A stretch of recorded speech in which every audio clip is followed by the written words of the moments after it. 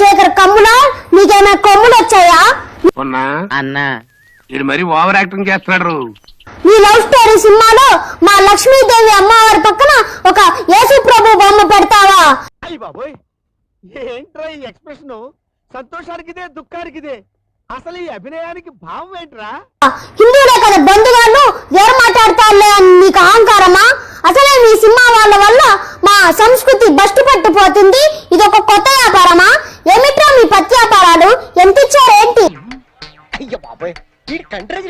ఏంటి అసలు లక్ష్మీదేవి అమ్మవారి పక్కన జీసస్ బొమ్మ పెట్టడమే తప్పు, దానికి తోడు అంతిచ్చి పెట్టి మా హిందువుల్ని అవమానిస్తావా?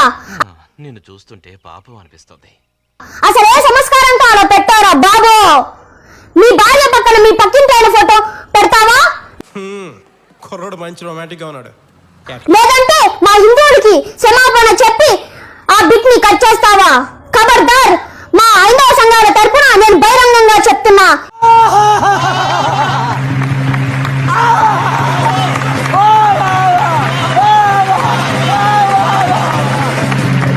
ఈ రెండిట్లో ఏ చేయపోయినా ఉప్పిన సినిమాని ఆదర్శంగా తీసుకొని మేము కట్ చేస్తాం.